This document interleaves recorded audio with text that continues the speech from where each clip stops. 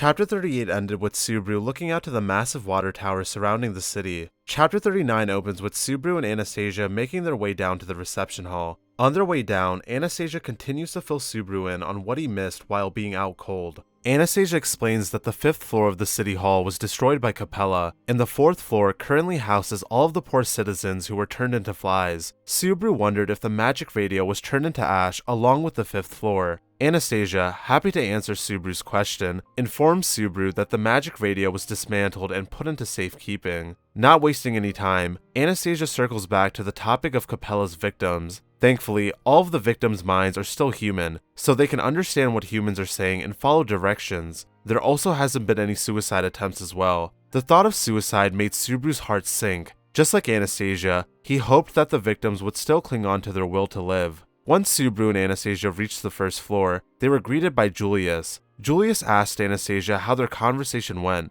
Anastasia smiled and told Julius that it went well and that Subaru was very determined to save everyone like the others. While Anastasia and Julius were talking, Ricardo came from the lobby's entrance. "Ricardo, welcome back. How's the situation?" "Miss, you look really spirited. It's generally poor and it's still worsening with time."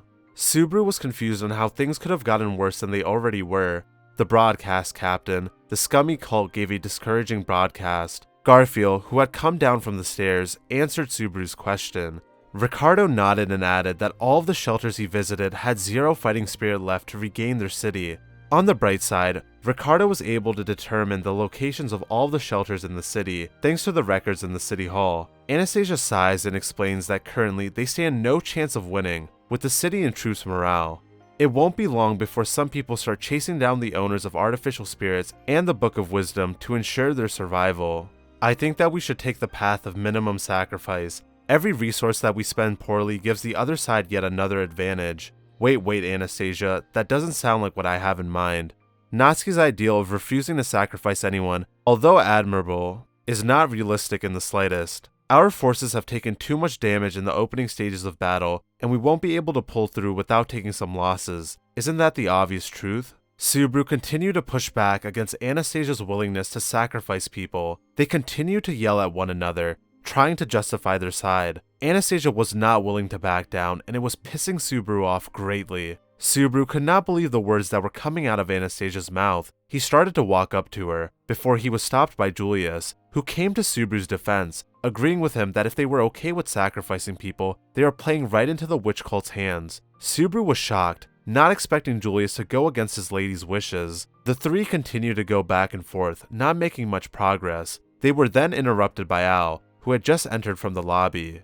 "Hey, looking at me with such enthusiasm is a little off-putting. I know that my seductiveness isn't at its prime, so I don't know how well I'd meet all of your expectations. Where's everyone else? Weren't there more this morning?" "They're upstairs with Krush. Why are you here?"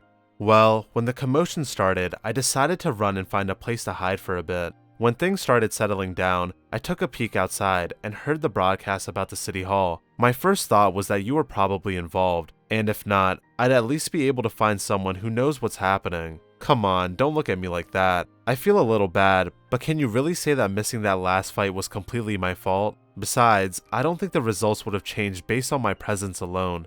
"Hey Captain, is this guy trying to provoke us?" Subaru, sensing Garfield was aiming to pick a fight, introduces Al to him and attempts to de-escalate the situation. Wait, Garfield. This guy's involved in the royal selection. He's Al, Priscilla's knight. Although he hasn't officially met you yet, I don't know if you know, but all 5 candidates are in the city right now. Technically, I'm just a princess subordinate and not actually a knight. I could be so excessively proper. Oh, by the way, I don't mean anything rude about you, bro." Garfield didn't take Al's sarcastic tone well and was ready to erupt, until Anastasia came in between the two of them.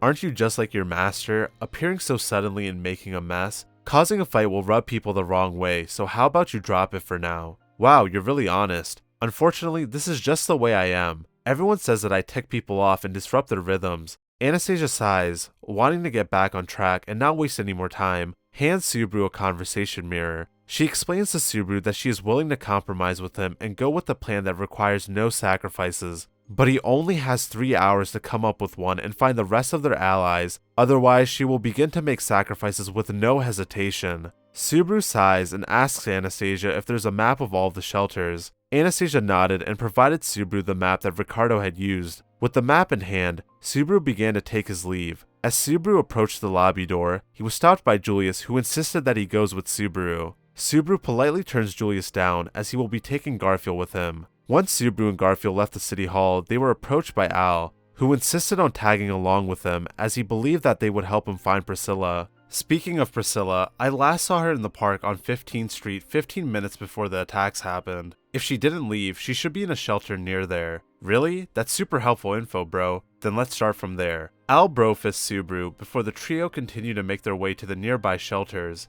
Seeing the trio off was none other than Anastasia and Echidna.